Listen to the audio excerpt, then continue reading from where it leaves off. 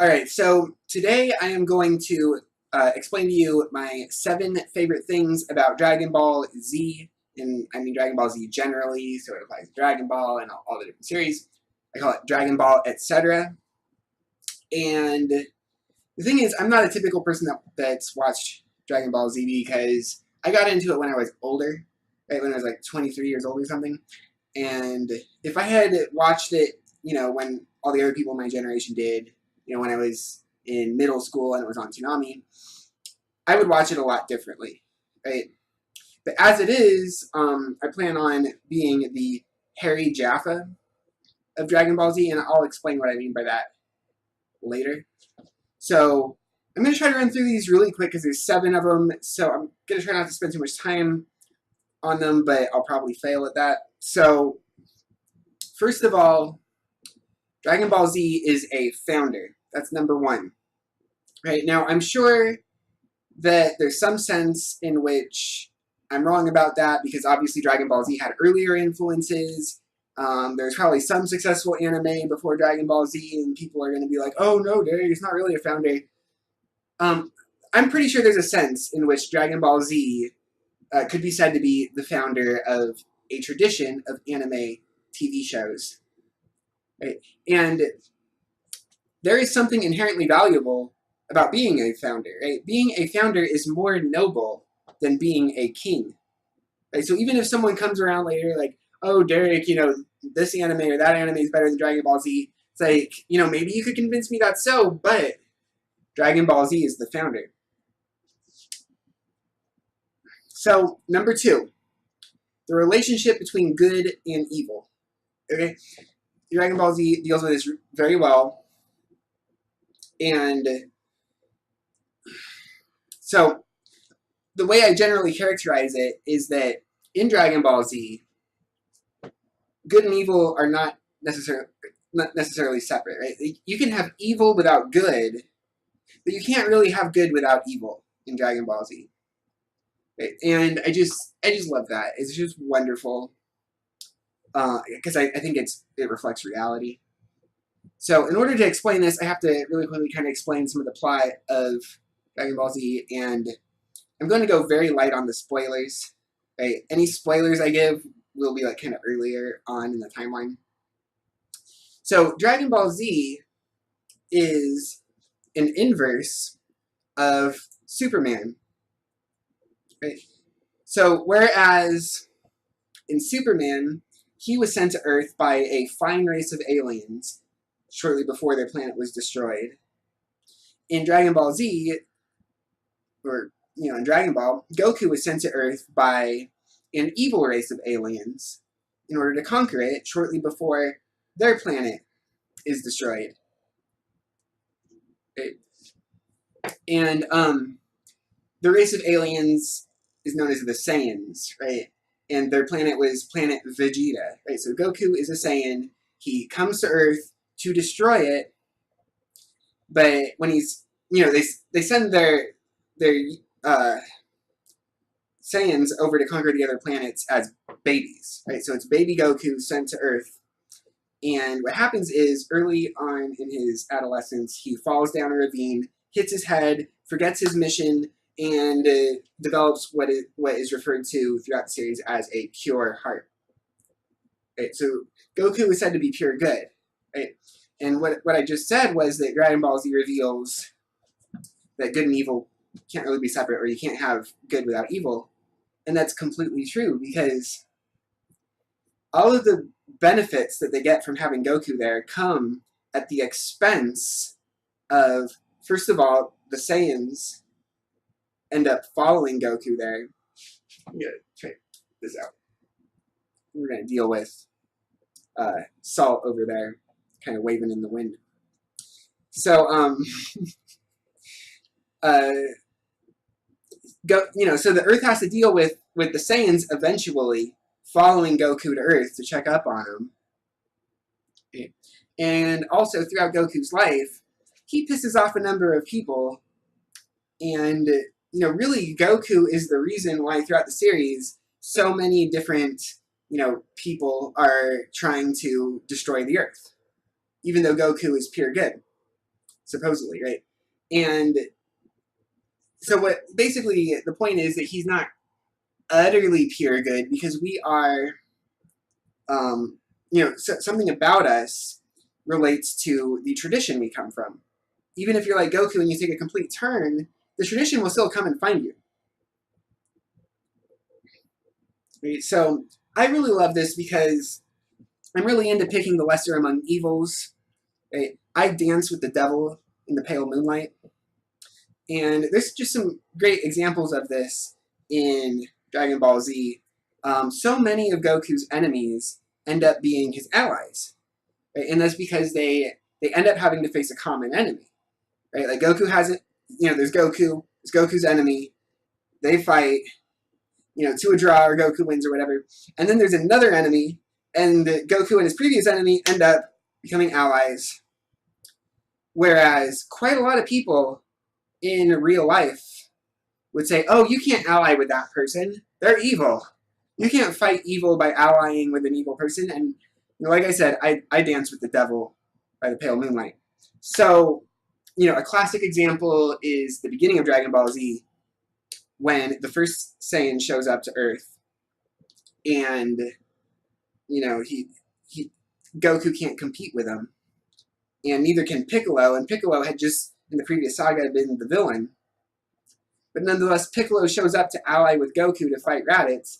And, a bunch of the main characters are upset about it. Krillin in particular. And, he expresses his being upset about it to Roshi. And Roshi says, are you kidding? This is great. These are the two strongest fighters we have. They've just teamed up to go fight Raditz. And, at that point, Piccolo was hell-bent on conquering the Earth and enslaving humanity. But nonetheless, Roshi and Goku were quite happy to team up with Piccolo to save the Earth. So, number 2. Dragon Ball Z deals with the most important things in life. And by that, I'm talking about how, the question of what do we have to do in order to preserve our ability to have leisure so that we can consider the most important things in life. Right? So, and one of the main things we have to do is avoid destruction. Okay. The most typical parts of Dragon Ball Z, like you can imagine there's a lot of Dragon Ball Z and a lot of it, is like lower and a lot of it has a lot more high, like urgency. It's the intense parts of Dragon Ball Z that are typical of its character. Okay? And those parts are characterized by a sense of urgency. Right? Because, beginning late in Dragon Ball, Dragon Ball came before Dragon Ball Z, right? And then Dragon Ball GT comes after Dragon Ball Z, and then recently they've tried to replace Dragon Ball GT with Dragon Ball Super. I'm going to have a word about that in a minute.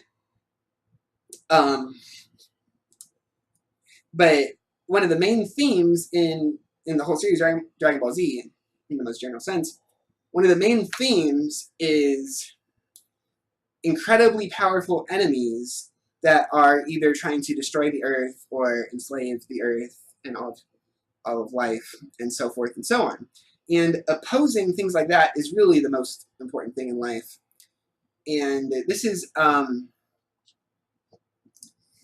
there's a really great part where this is expressed, and it's when, early in Dragon Ball Z, in the Saiyan saga, Chaozu decides to sacrifice himself to destroy the Saiyan Nappa, right?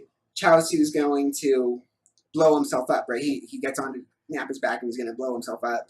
And all the other Z fighters are watching this, except Gohan says something like, oh, I can't watch. And then Piccolo very angrily says to him, he says to him, honor his bravery, right? About Chaozu. And that pretty much sums up the entire series of Dragon Ball Z, right? The comment, honor his bravery, right? Every saga throughout it, you should have that phrase in mind And that reveals that Dragon Ball Z does deal with the most important thing in life, or things. So another thing I really like about Dragon Ball Z is that it's so poorly watched, right? Like I said, if I watched it when I was younger, when it was airing on Toonami, I would watch it entirely differently, or it's completely likely that I would. And similarly, I haven't been watching Dragon Ball Super as it's been airing, right? Because that's not how I roll. I don't watch Dragon Ball Z like all those other people. And this is what I mean when I say that I'm the Harry Jaffa of Dragon Ball Z, right? So Harry Jaffa would say during his life that until he came on the scene, all of the serious intellectuals considered Abraham Lincoln and what he did with the Civil War to be unnecessary, right? Like the serious scholarship was that Stephen Douglas was superior to Abraham Lincoln and that Abraham Lincoln went too far. So Harry Jaffa revived Lincoln's reputation. That's what he says.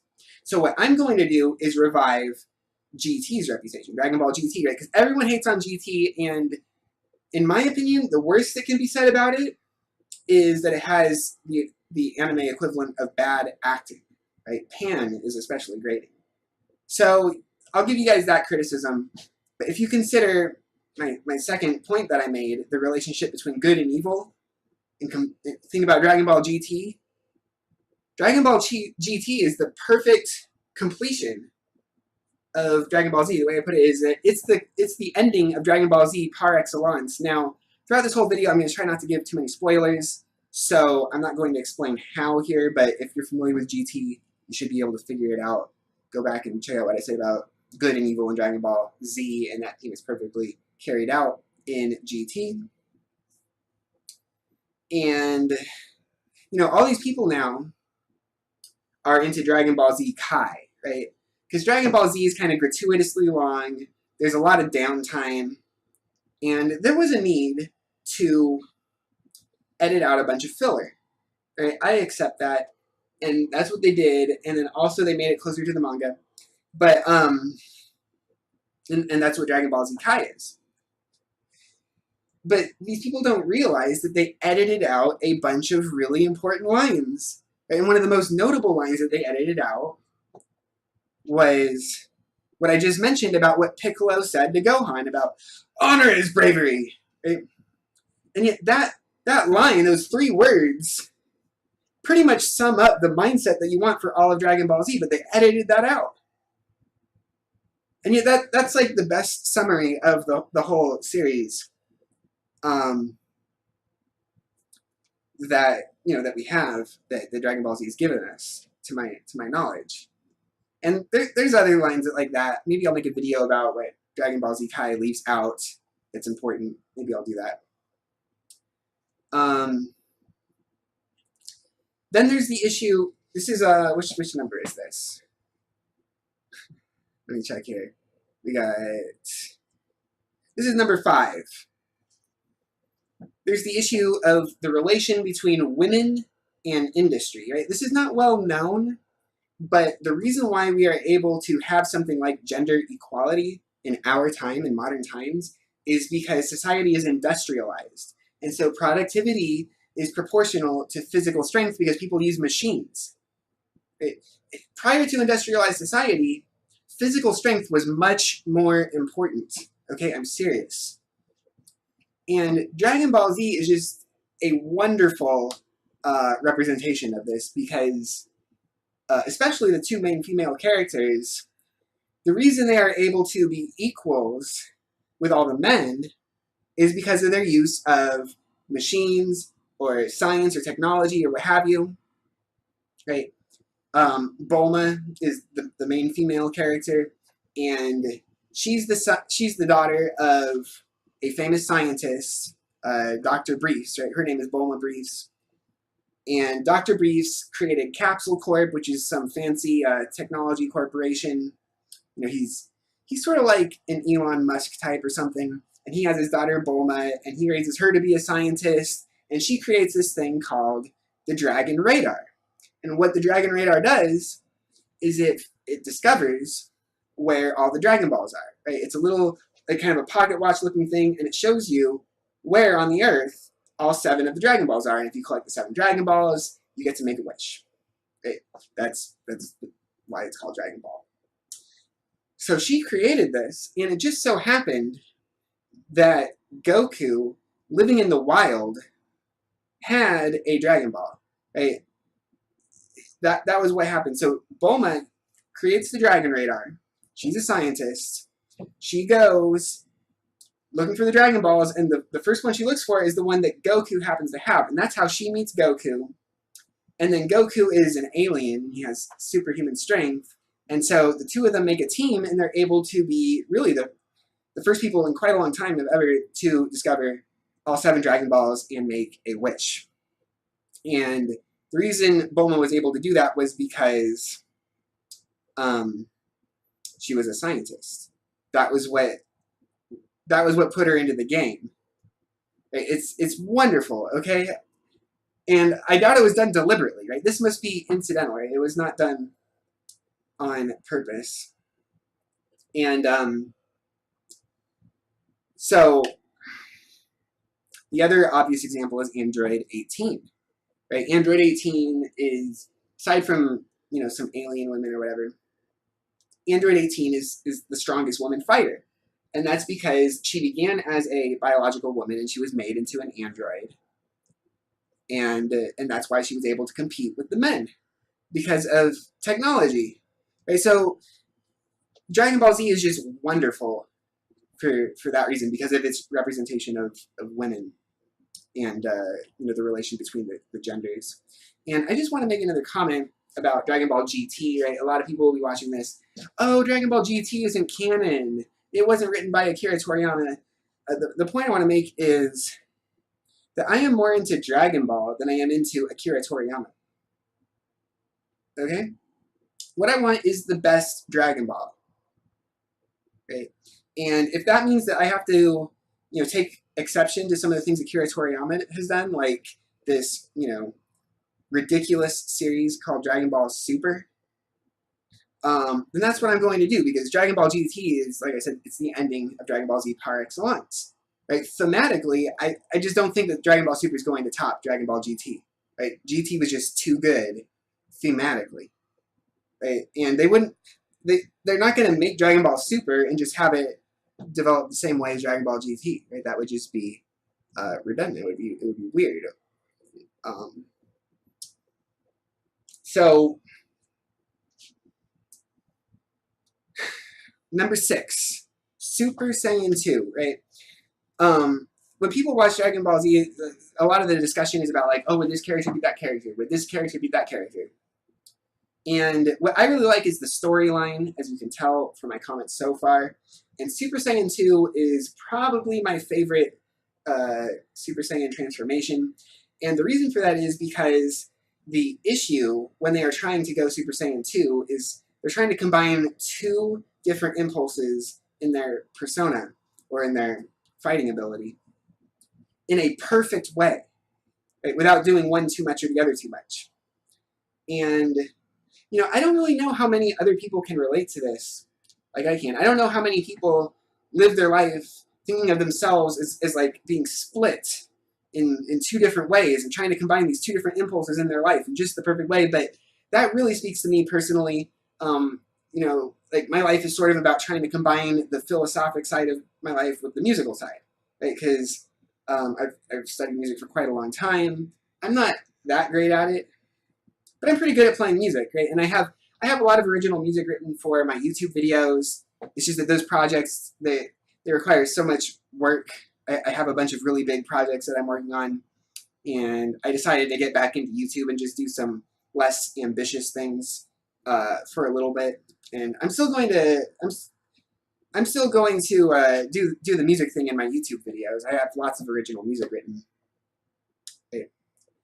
But the thing is, even though I'm not that great of a musician, well, I am pretty good at playing music, but I'm not the best musician ever, right? Like, it gets a lot better than me.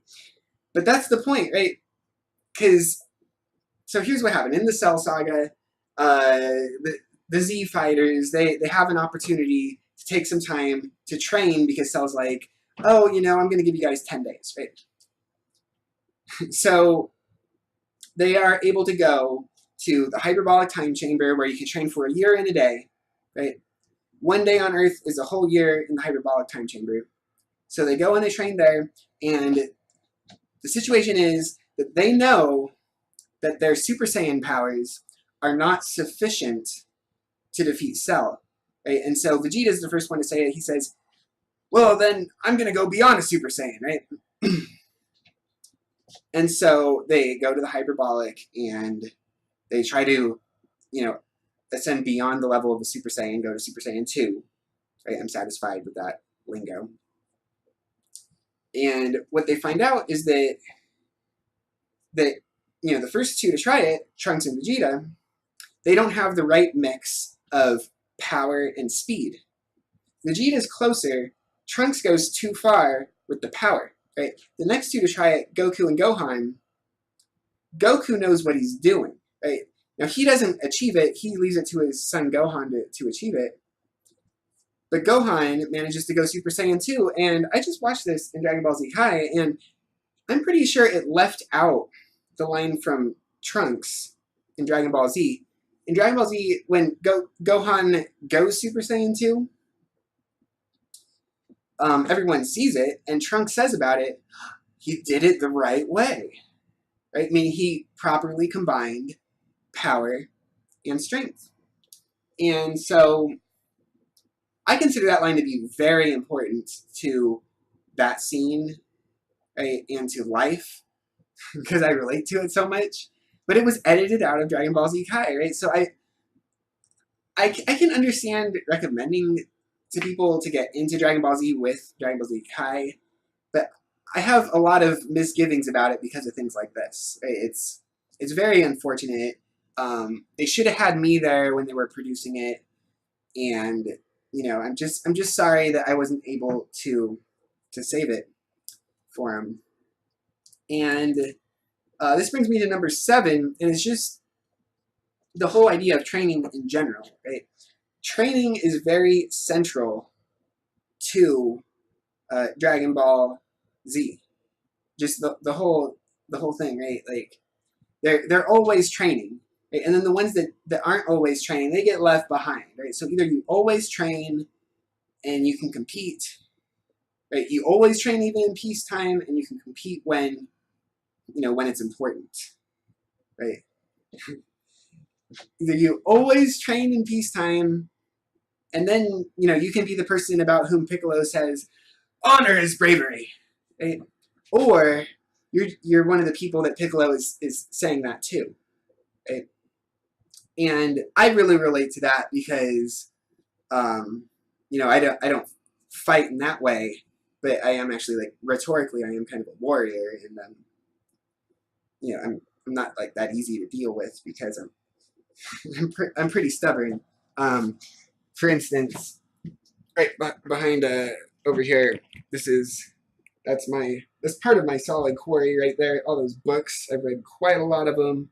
Here's more of it. You see Plato's Republic right there. That might be my favorite book, and that's from Alan Bloom, The Closing of the American Mind. That's a classic Straussian book, and you know, I guess one of my favorite things about it too is the similarity between the words Straussian and Saiyan, right? I just love that because I'm a West Side Straussian, right? So that was 7, but I lied. I couldn't limit it to 7, so you get some bonuses. I'm going to try to run through these as quickly as possible. One of them just can't be left out, and that's Hercule, right? Hercule represents the Platonic aspect of Dragon Ball Z in its, you know, most explicit form, because what Plato would say is that society is not going to take serious people seriously, right? And for Plato, the most serious person is the philosopher, right? So if we're comparing Plato to Dragon Ball Z, we would suggest that, like, Goku's a philosopher, right? And what Plato would say is that society is not going to take Goku seriously. Like, for instance, at the Cell games, the average person isn't even going to be able to see Goku move, right? Like, they're going to be confused watching Goku fight Cell. So I think it's very understandable that the mass of people cannot really appreciate what Goku does for them. And that's why it is so wonderful that Dragon Ball Z has Hercule swoop in, and he's the one who's able to organize the mass of people in order to help the Z fighters.